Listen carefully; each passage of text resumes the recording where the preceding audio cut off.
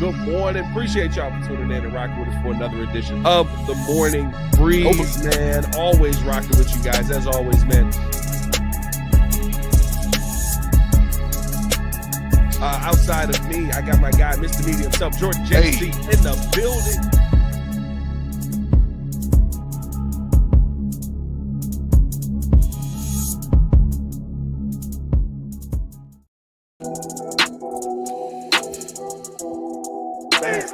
Breeze Nation, what is good? It's your boy, Pat the Designer, back at it again. As always, got a lot to get into because we got multiple mock drafts coming out. It's mock your socks off season, ladies and gentlemen. But I think that this one is interesting because Mel Kiper Jr. going with the belief of taking best tackle available almost no matter the situation here at 10. I don't know if I follow him on that one. Now we got to take a look at The Athletic as well, as they dropped a mock draft. As we are ahead of the NFL Combine here, going to be a lot of players to talk about. And they follow that same line of thinking, but bring up a little bit different name. Somebody who I don't know if I was expecting to be up that high at 10.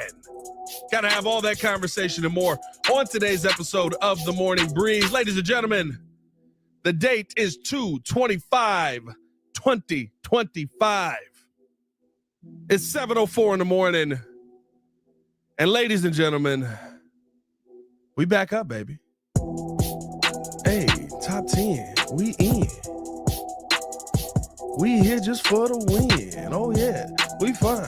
I am the big design. You know I'm feeling right. We out there getting live. Do it big. Yeah, you know. That's the way we gotta flow. That's the way we gotta go. Killing time, I gotta grow. Let me stop. Let me get back into this, man. I be having too much fun in here, man. I be having to hype myself up to start the morning, dog. Appreciate y'all for tuning in and showing love, man. Hit that like button, subscribe to the page, leave that 5-star review. Y'all know what to do. Come on. Push the button. Come on. Push the button. Come on, push the button. Yeah, come on, push the button. You heard what she said. Now, I heard what Sue Young said. Hit that like button, subscribe to the page, man. Leave a 5-star review. Y'all know what to do. We almost over 100 in the chat already, man. So stay tapped in with us. How y'all feeling this morning, man? Everybody good? We big vibes out here. Every single day, we're sitting here breaking down this draft, dog. Every single day until free agency. I ain't gonna lie to you. Once free agency get here, I can't wait for free agency because while I do like the mock season and you get to do all these different scenarios, and I think we're gonna do it a really fun way here on the Breeze that most people don't do, and a lot of people do these mock drafts in the sense of, this is just what you should do. What should you do in a mock draft if you don't trade out? I think us doing the mock draft kind of in the sense of, okay, what if you go this direction of free agency versus this direction of free agency? What happens once we add this player? What if they still go out and add here in free agency, but maybe they don't add here in free agency? So I think that'll make a little bit more of a difference. And just adding the scenarios, it makes it a little bit more fun, man. Let's jump into this, though, because Mel Kiper, who, listen, I always tell everybody, take every mock draft from everyone for what you will. I'm not sitting here telling you that Mel Kiper is the greatest mock drafter of all time. I'm not going to sit here and tell you that he's the worst. I've seen some of your mocks out there as well. You've seen some of mine. You know what I mean? You've seen my mock. I've seen yours. But Mel Kiper at 10 right now has the Chicago Bears drafting Josh Simmons. Now, the conversation here is interesting because how he has his draft board playing out. Number 1 overall, Tennessee does not move. They take Abdul Carter. Number 2, you got Cam Ward to the Cleveland Browns. That kind of makes sense. Number 3, Travis Hunter to the New York Giants. They don't have a quarterback. I don't know about that one. Number 4, Will Campbell to the New England Patriots. And you know what? I've seen this in quite a few mocks. It almost feels like Will Campbell is a guarantee to end up on the Patriots in some way, shape, or form. So I think that probably is a lock. This is kind of where it gets interesting. Number 5, Mason Graham to the Jacksonville Jaguars. And I did say he would go top 5, but Jaguars, is that kind of the direction that you need to fix, or do you feel that he's that much of a generational player? Number 6, Ashton Genty to the Las Vegas Raiders. All right. Yeah, I mean, all right. Number 7, I'm praying happens so that we can see if an Eli is going to happen or not. Because I don't think there's any way in the world that Deion Sanders lets Shedeur Sanders go number 7 to the New York Jets. Number 8, Jalen Walker, linebacker out of Georgia. That checks out for the Panthers. Need all these other things, you go linebacker. Although they literally did just let, I guess they do need a linebacker now. They just let Shaq Thompson go. So, you know, I guess that does play into this as well. Number 9, Tyler Warren out of Penn State. And then number 10, he goes Josh Simmons out of Ohio State. What he says here is that if the Bears expect quarterback Caleb Williams to take a big step forward in 2025, they have by him. Mel, could you at least write it right, dog? Like, did you just have a stroke? I think what he meant to say was they have to buy him time in the pocket. They have buy him time in the pocket is what he wrote, to actually make plays. Giving up 68 sacks, the most in the NFL, doesn't breed success for any quarterback, let alone a rookie. Darnell Wright has the right tackle position locked down, but Chicago could replace Braxton Jones, recovering from an ankle injury, on that left side with Simmons. Of course, Simmons is coming back from his own injury, dealing with the knee issue, but he should be good to go. And has great traits. I love his consistency and balance in pass protection. Now, the injury to Josh Simmons, of course, as it was said, there was a knee. I want to see exactly what it was with the knee, as I'm trying to see. That didn't tell me anything there. I believe it was a. Hold on. Let me check this out.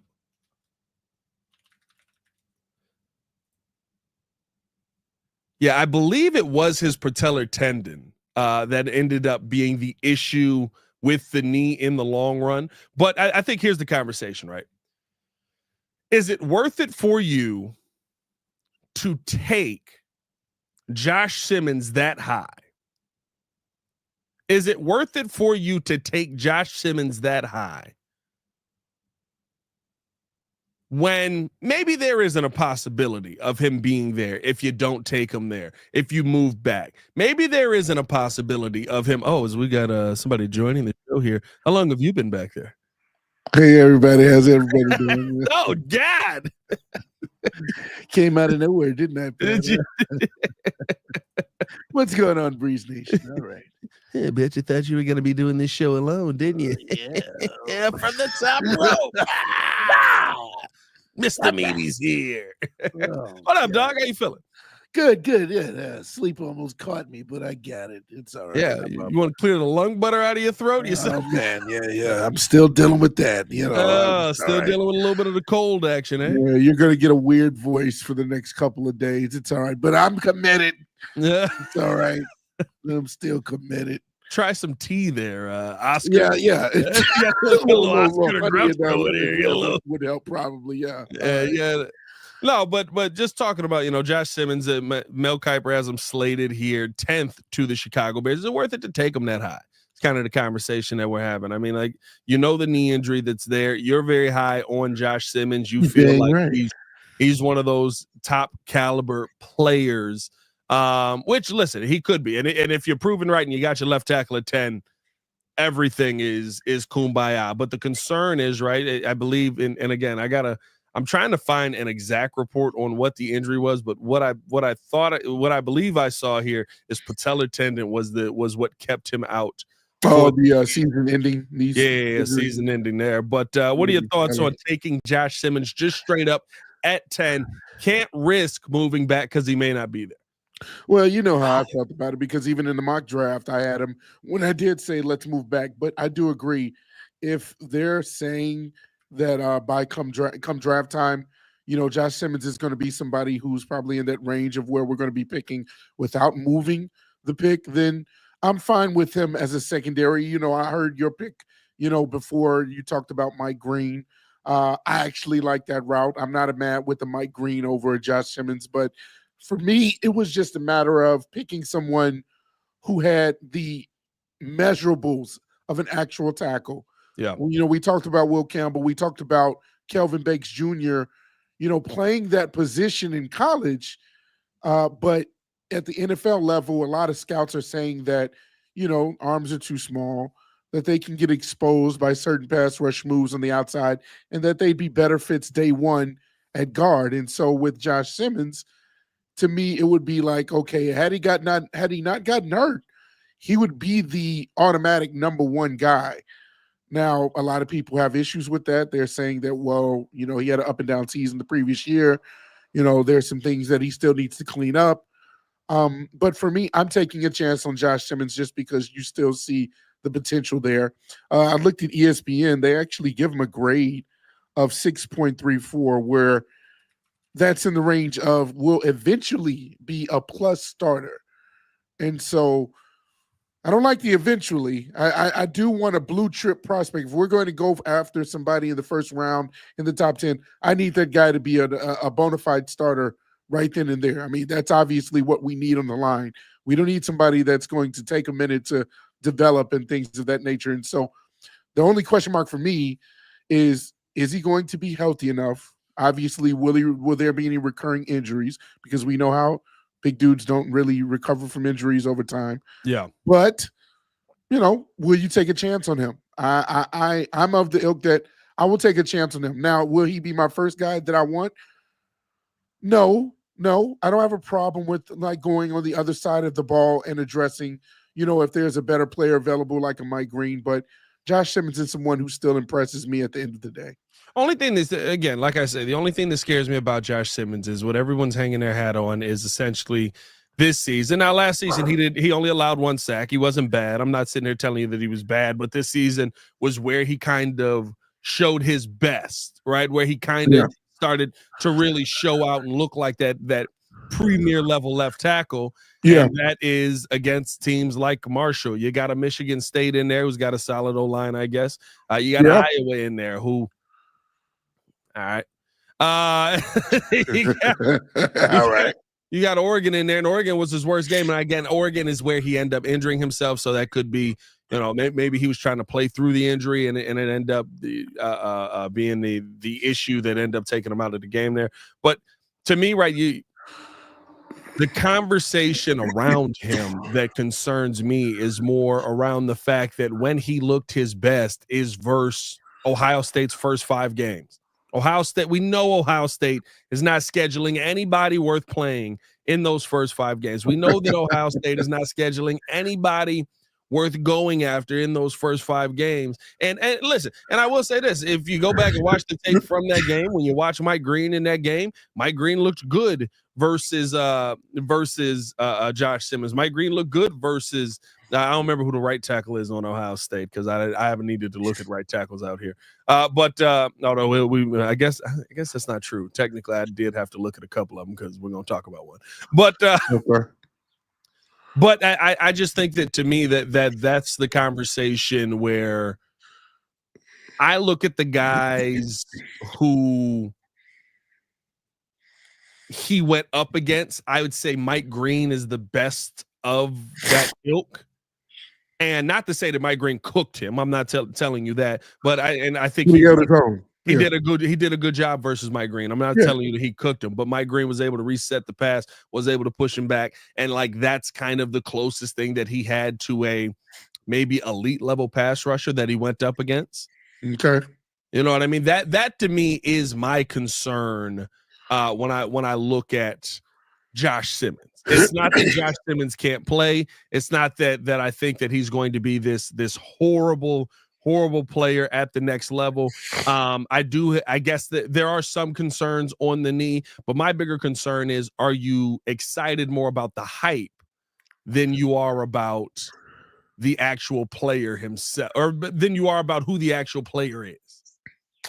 I guess that is what kind of gets me, and I don't want to go into fool's gold for any reason, because I mean, even when you're looking at the weaknesses, there are some things that are a little alarming. That looks a little Braxton Jones-ish, looks little Coronish, if I'm being honest. You look at some of the weaknesses that they mentioned. The upper body strength appears to be average. Says that he has a tendency to catch rushers surrendering to bull rush success. We've heard that before. That if you can, put a good bull rush on our left tackle, then he's sliding back into the quarterback. And that's another thing too with him, is that his lean, it said, makes him susceptible. Oh my God. Susceptible. Susceptible. Whoa. Right. What's he sucking? Wait a minute now. It's too early for all of that. Susceptible to push pulls and rush counters. And so when you again, you compare him to the competition that he played, for the reasons that you would want him for, there are also reasons why you question whether or not is he an overrated prospect, because when he goes up against really good competition or premier prospects that are going to be there at the next level, including some of the better NFL edge rushers as well, when he goes face-to-face, one-on-one, will he get exposed easily? Is he somebody who is going to get pushed back? Will he be susceptible to those different pass rush moves? Not the one-trick pony edge rushers who have, the one hand stab at his chest, the bull rush, the spin move. Like, what is he going to look like when it comes to that? So Garrett Thomas said, "Suffering succotash." Yeah, I couldn't get it out, Garrett. I'm sorry. I did sound like Elmer I love Fudd King there. Booker World. His full assessment on Josh Simmons. Bull rush issue. No. No. that gives everybody PTSD right there. It's like, oh no, we know what that looks like. What's interesting about this is as well, right? And the reason that I thought that this was worth talking about is what Mel Kiper is essentially saying is go tackle over everything else, because Kelvin Banks Jr. is still on the board. Again, we talked about Kelvin Banks Jr. He does project more as a guard in this league than maybe a tackle. Now, again, when we get the full on the measurables and different things like that, we'll know kind of, okay, this is the arm length, this is the hand size. No Jerry Jones. But I do wonder if, is that the answer for the Bears as well, right? I get it that you have to fix the offensive line. I get it that left tackle, because here's the thing, left tackle to me is more important than taking a chance on a top flight guard. We can want an offensive lineman, just say we want an offensive lineman to fix things. But if I have an elite level tackle, if I have an elite level center, if I have an elite level right tackle, I can make it work with mid-level guards. I'm not saying you should. I think that you go out and you pay Trey Smith. I think that if you have somebody on the roster that you believe that you can kick inside, I don't believe you can kick Braxton Jones inside. But a lot of people keep saying, kick Braxton Jones inside. To me, that's a much worse situation than having Tevin Jenkins be injured inside, just because I'm just like, he's got these little legs. He's going backwards. He's going like I would think that would be more terrifying on your interior. But I think there's answers you can find at the guard position if you have the left tackle answered. And again, if Josh Simmons is the guy of the future, if the knee is not a long-term issue for him, if he's not somebody who it continues to have injuries moving forward, then you're right. Then you're proven right. But can you take that chance? You haven't been proven right on one of those guys yet. The Bears in general haven't been proven right on one of those guys yet. Not just the Ryan Poles issue. How far back do we want to take it that we've continued to draft these guys in the first round or early on in the draft who are he's got some back issues coming out of college, but he'll be fine in the long run. He'll be just right. 5 years down the road, he's still got some back issues. We don't know what happened to him. You came in with the back issue. All right. If he has knee issues down the road, it's not like we're going to be able to sit there and be like, we didn't see this coming. I think that is the concern for me in taking a Josh Simmons. But we gotta keep the conversation moving along here because I think that this one is interesting, especially because, like I said, you're leaving guys on the board who, I mean, heck, in that situation, right? Are you better off trying to trade back and maybe take a Tyler Booker? In that situation, are you maybe trying to trade back if you do want to go with the tackle center kind of relationship? And I'm telling you, Gray Zabel flying up boards. Right now, let's finish out. Let's finish out talking about Mel's mock here. What a great mock here. He's got Will Johnson 11 to the San Francisco 49ers. It's just first round here. Omarion Hampton 12. Whoa, 12. 2 running backs are going in the first Dallas round. Cowboys. 2 running backs are going in the first round. Somebody who we're gonna have to talk about here in a second, Armand Membo.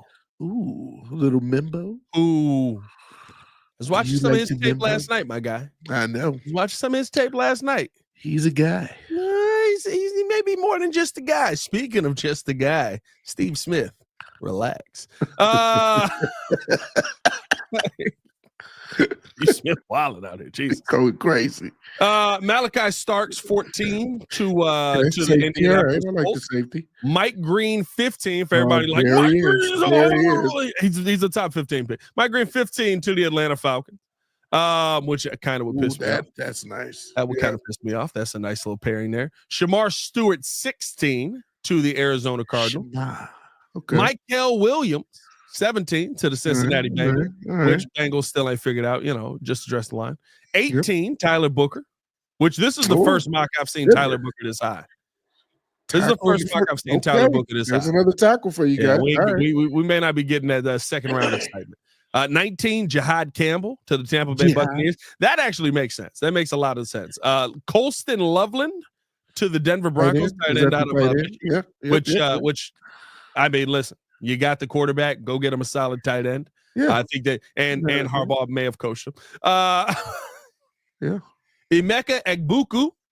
Oh, you know about Egbuka? Wide receiver from Ohio State. Yeah, you know about Egbuka. 21 to Pittsburgh Steelers. 22 Tatoria McMillan.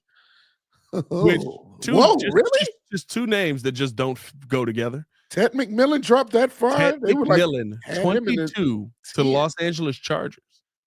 That's actually a nice place to go. It's not a bad pick. I might take him late. Jesus, that late? I might take him late in the mock draft. I don't know about that one, Mel. I don't know about that one, Mel. Green Bay Packers take Azarai Thomas out of Florida State. Okay. 24, ladies and gentlemen. Here we go. Gray Zabel. Wow. To the Minnesota Vikings. Oh, Lord. In the division? Come on. And here's where, and you notice I haven't said a name.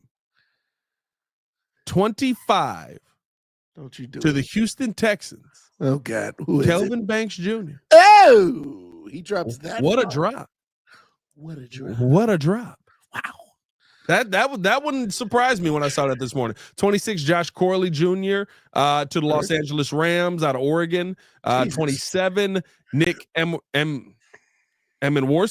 I'm gonna be honest with you. I ain't watched none of his. Emenwore. I ain't watched none of his tape. Out of South Carolina to the Baltimore Ravens, safety. Dang it. There's always that one. There's the African guy. There's always the one. Oluwafame Oladejo. Okay. Oluwafame Oladejo to the Detroit Tigers. Good job. UCLA. Maxwell Harrison to the Washington Commanders, DB, and Jahdae Barron to the Buffalo Bills. Cornerback. The cornerbacks are going now. And little tackle action. 31. Little tackle action 31.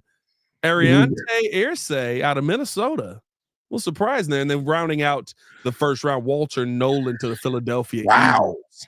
Walter Nolan dropping. Man, Philly just keep winning, bro. If Walter Nolan drops to 32, Philly, Walter Nolan to Philly, him and Carter. Oh no, that's scary. We can't let that happen. Hey, I'm not scary. taking him at 10, but I might move back to 10, bro. That's disgusting. After Mason Graham, he's literally one of the better. I think second or third behind Kenneth Grant. Maybe he might be second at defensive tackle. That's crazy if Philly gets him. Bro, that'll be disgusting if they do that, bro. That's an interesting mock, though. I mean, you had a lot of tackles come off the board in the first round that you thought would be there in the second round, man. That's what scares me if Mel is on point with this. A lot of tackles, a lot of guards. Now we do know Mel misses, but everybody misses. There's one dude that I think is actually like kind of locked in when you talk about his draft mock drafts. I kind of usually look at his closely. Okay, but keep that close to the vest on that one. He's a solid guy. He's got a solid mock. Nice mock. Yeah. Hey man, let's take a quick break. Because on the other side, we're going to continue to mock your socks off here. It is NFL Draft Combine Day. That's right. But I want to take a look here at another name that The Athletic actually has. Trying to give a would you rather here, stealing a segment from Carmen and Yurko, as Armand Membo slated to the Chicago Bears at 10. We'll talk about that after a word from our sponsors over here. Cue the Aura music. Appreciate you guys for tuning in and watching the show. Today's episode of the podcast is brought to you by Aura. Have you ever done a Google search on your own name?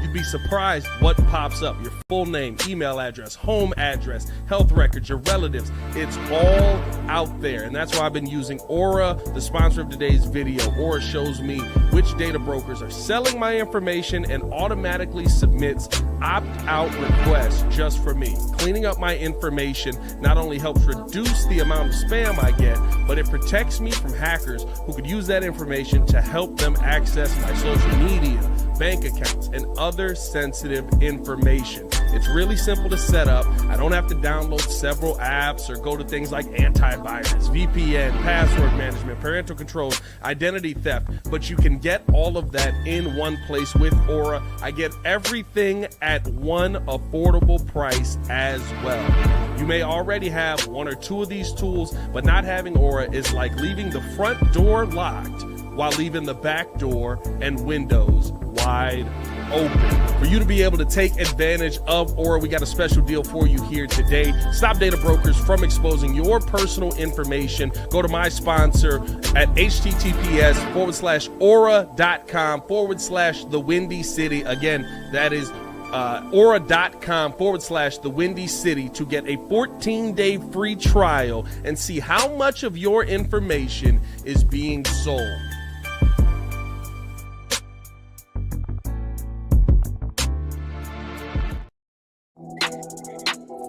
Oh yeah.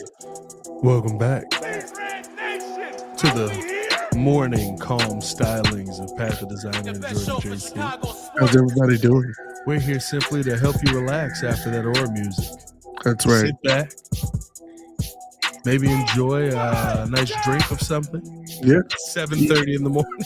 Tea or coffee, preferably. Little Irish coffee for you. I do a little Irish coffee. A little Earl Grey. A little Irish coffee. A little Earl Grey tea. A little Earl Grey guy, are you? I like Earl Grey guy. Yeah, I put my pinky up when I drink. Oh, that checks out. You drink out of tiny teacups, don't you? That's right. Yeah, I can see it. That's right. I can see it. That's just because it came in a children's set. Waste not, want not. Waste not, want not. That's By right. the way, I know you're a little under the weather here, JC, but That's right. I can get my over 200 in that check. Over 300 in that check. 300. There you go. There. Get better. Good morning, everybody. Let's talk about the Athletics mock draft. Now the Athletic usually throws a good mock out there, right? They'll put a nice mock on like the mock out there. I like their mock. They got solid mocks, man, and they try to get as much into the numbers as they can. Now Scott Doterman dropped the. Now actually, I should say this: 8 members of the Athletics college football staff put this together. Scott Doterman gave the Chicago Bears their pick, but Cameron Teague Robinson, Scott Doterman, Audrey Snyder, David Ubin, Chris Kamari, Antonio Morales, Matt Fisher, and Grace Rayner teamed up their insight on this. Want to make sure that we give them all credit because this is a solid mock. This is an interesting mock, but I kind of like this. They have this mock going a completely different route, right? Oh, let's hear it. Number 1, Tennessee, Cam Ward. Now in the Mel Kiper mock, I don't know if you were in here for this. Number 1 overall pick, Abdul Carter. Number 2, Cleveland Browns, Abdul Carter, which could signal a exodus of Myles Garrett. Wait, did you just pick the same guy twice? What? No. So in Mel's mock draft, he had Abdul Carter number 1. I was saying, yeah. Wake up. Come on. Right. Yep. Come back. Easy. There we go. All right. Yeah, right. Welcome back. Me a little bit. Yeah. All right. Got you. Number 2 to the Cleveland Browns, Abdul Carter. Out of Penn State, of course. Now he's saying basically this is, hey, look, we don't know what Myles Garrett gonna do. Maybe I need to go get the next Myles Garrett for cheap. Number 3, Travis Hunter to the Giants. This seems to be fairly consistent. Number 4, Will Campbell to New England. Seems to be very consistent as well. All right. Now Will Campbell, it'd be interesting to see if he plays tackle. I feel like they throw him out there at tackle out there. Number 5, Jalen Walker, linebacker to the Jacksonville Jaguars. Which, if I'm not, was I wrong on that? No, they had Mason Graham. Wait a minute, hold on. We got Graham. Number 7, I should say number 6, Shador Sanders to the Las Vegas Raiders. Now they had Shador to the Jets. There's going to be an Eli situation there if you do that. So I would say Vegas is probably the best option for him there, and it does make sense. You like the Vegas pair? Yeah. I like Vegas better in that situation. I also like the fact that he gets to go in there and have a Powers Johnson in front of him. You know what I mean? But number 7, Mason Graham to the New York Jets. Now, here's my big thing with this. If you get past 6 and Mason Graham is there, get on that phone, buddy. Hey, Pat. Pick up that phone. Pick up the phone, baby. It's lit. I know you're home, baby. Now that's when I'm packaging one of those 39 and 41. Oh my God, bro. Yep. My goodness. Shout out to JP becoming a YouTube member. Yes, super fan. Shout out to that, man. Welcome. Number 8, Mike Green. Wow, see? Keep telling y'all, bro. This dude a dog, bro. Y'all just go watch him, bro. Just watch the tape. Watch the tape, bro. Literally is there. Hey, man, the tape never lies. Tape. Number 9, Mykel Williams to the New Orleans Saints. And then number 10, Armand Membo to the Chicago Bears. What Doterman says about this Bears quarterback, Caleb Williams, was sacked 68 times as a rookie, which makes the offensive line a priority with a top 10 selection. I literally think he just took Mel Kiper's thing and just told ChatGPT, say this a different way. Pro Football ranked him the nation's 5th ranked offensive tackle this season and number 7 overall in run blocking. Membo was a bulldozer at right tackle for the Tigers. And if left tackle Braxton Jones' recovery from an ankle injury complicates his future, Membo could line up inside or at tackle for Chicago, no matter where he plays. He's an upgrade for new coach Ben Johnson. Now, this is the second time I've heard somebody bring up Braxton Jones' ankle. Do we not know something? I have no idea. I knew it was it was an injury that was somewhat serious, but the conversation around Braxton Jones' ankle is it keeps sounding like every time I hear this, they cut his foot off. Like I get it, it was a broken ankle in the Lions loss, right? Right. But the last that we had heard about it was that he avoided the worst case scenario situation. Yeah. It's just a broken ankle, right? That's the last thing I've heard. Like Muzz are talking about this like it is like somebody shot him in the foot. Like femoral artery, foul. Take that with you. Like, yeah, I mean, like I think he's okay. Yeah. Maybe I'm wrong. Maybe we don't know something and they know something. But with all that being said, Armand Membo, would you rather have a Membo over a Simmons at 10? I'm gonna be honest with you. I got a little hot and ready when it came to Armand Membo a few weeks ago. The more and more I learned about this prospect, the one thing that I first heard is that he is the closest in playing style to a Quentin Nelson. And when I heard that, I just was like, oh, okay. You're piquing my interest. My ears are definitely perked up now. My thing is that when you look up his comparisons, because I like to do a lot of player comparisons. Some people have them all over the place. But the funny thing is, when he's a right tackle, they have him compared to none other than NFL prospect Darnell Wright, everybody. All right. So we already got a guy. So here's a guy that looks just like our guy we already got. But he says that, the comparisons to Darnell Wright are because they have similar athleticism, skill set is the same, physical tools, demeanor could make him a starter in year one. Now, here's the other comparison that kind of threw me for a loop. Said Jermaine Ifedi is considered the low-end comparison to Membo. Now, I don't know if that's just a lazy take or not. I'm not going to go there. But now, if anybody remembers, Jermaine Ifedi was once on the Seattle Seahawks when we had Khalil Mack getting completely killed. And then I believe we got Jermaine Ifedi, and he didn't turn out so well. So, don't know about that comparison. But overall, coming out of college, this is a guy who is getting up draft boards very quickly as well. Someone who has quick feet, explosive power, powerful outside hand. He can mirror pass rushers. He's very good. I would say even as a tackle, if you put him inside at guard, he's somebody who would also not have a problem changing positions at the next level. Obviously, we already have right tackle address. We don't need a right tackle. But if you can train him and develop him where, okay, if you're taking a chance on him at 10, then that means that either you're going left or you're going inside with him. And I'm fine with that because Armand Membo is definitely gaining some speed. I love the way he plays. Some people, you just love the way they play. Yeah. I love the way he plays. He's aggressive. He reminds me of a Tevin Jenkins type, very, very Mauler type, just physical, constantly at the point of attack. That's the kind of guy I want. One thing I do love about Membo is, number one, played in the SEC, and you're getting some really good competition there. When you're talking about going up against Texas A&M, they got a couple of guys who are going to be some dogs in this draft as well on that defensive line. I think Alabama's not the same, right? But even against South Carolina, teams like that, where you kind of look at the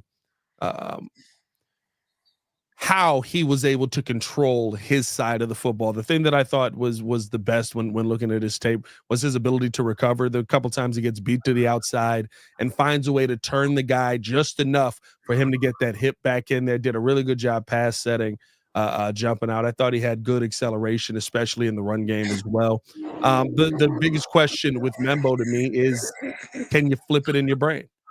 Can you flip kind of everything that you've been doing on the right side to the left side? Yeah. And maybe it's not Membo. Is that what you asked Darnell Wright to do? Because he's been in the NFL. Now, to me, I hate drafting guys and moving their position around. I hate it.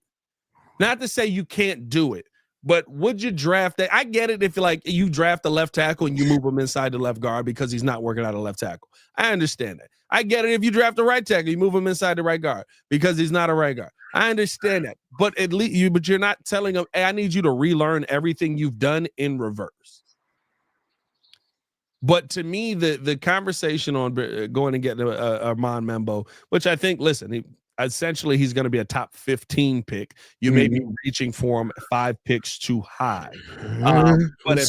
But at 5 picks too high, I'm not losing my mind on an Armand Membo. But the thing that, again, that stands out to me is the technique is always on point. Do you want to mess with that by having him have to relearn technique on the other side of the football?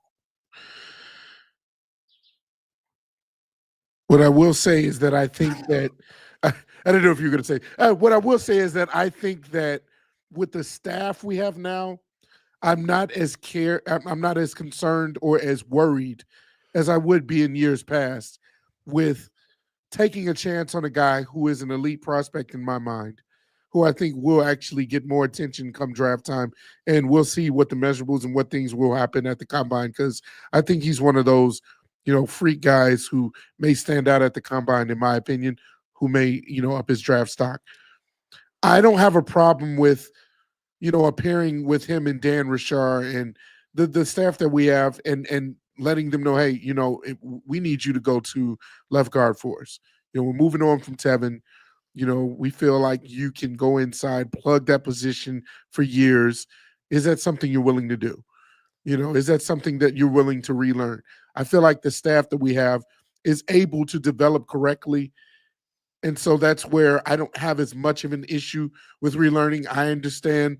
I also used to have PTSD from, picking a guy. We need a center. Okay, let's get a left tackle and put him at center instead of actually drafting an actual center out of college. Like, I get that. I get the whole moving one guy from his natural position that he played the entire time in college. That is scary. That sometimes doesn't make sense. But because we already have right tackle addressed, I feel like you can't miss out on a prospect like that in the long run. There's just some prospects where it's like, okay, he clearly is special, and so we can put him somewhere and he'll still be special. Well, listen, I don't think that is my concern. My thing is, right, you're drafting him. I would say you're drafting him for, and shout out to Emilio Brito, $4.99 super chat, said Trey Smith and Chase Young will be on the Bears on King Neptune. I promise y'all. All right, on King Neptune. All right. Chase Young, bro. You gonna get him for cheap at the very least. You ain't lying. I got 11 cents for Chase Young, but I got running back money for Chase Young. Wow, I got some running back money for Chase Young opposite Montez Sweat. I just feel like we're gonna hate Chase Young in the run game, bro. He gets cooked. And literally our problem last year, it was getting to the quarterback. But our problem last year, the biggest problem was teams were just like, we can run the football on you all day and you can't do nothing. If you go out and your answer for that is Chase Young, nuts. But then don't let it be the answer. Let him be partial answer. Let him come in on those clear attacking downs. That's why I said, yeah, that's fine. If you taking this running back money. All right. Well, there you go. If you taking this running back money, yeah, you could be a pure pass rusher. I got you. There you go. I got a couple dollars for you. Hey, Chase, you want to come in here and do a little pass rushing on first down only? Got 11 cents for you. The fall off from him is crazy. You don't know. We were talking about him yesterday because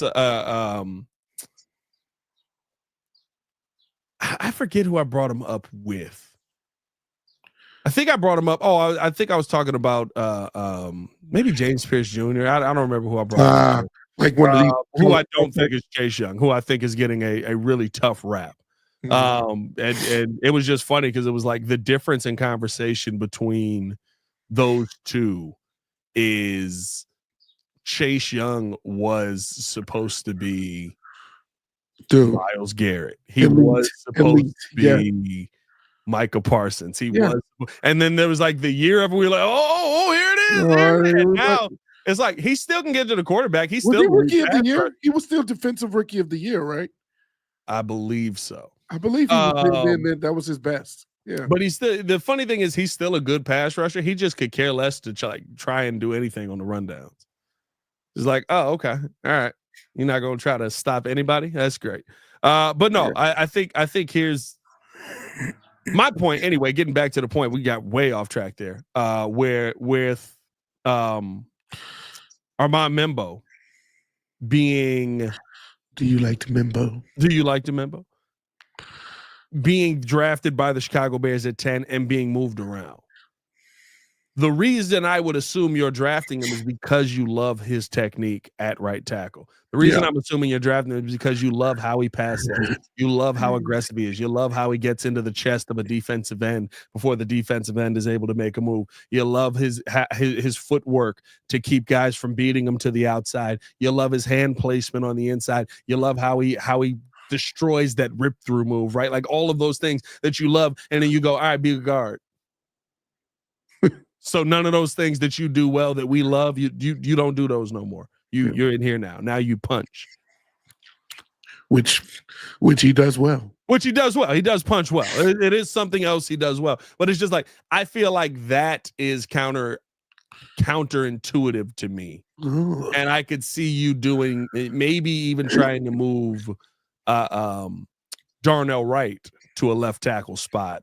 If you drafted at Armand Membo, who Darnell Wright on the right side, solid last year. I don't know. I don't know if I say elite, right? But solid. Maybe you get a little more on the left side. I don't know. But then again, right, then you're having a conversation on, well, what the heck did you sign Trey Smith for if you sign him?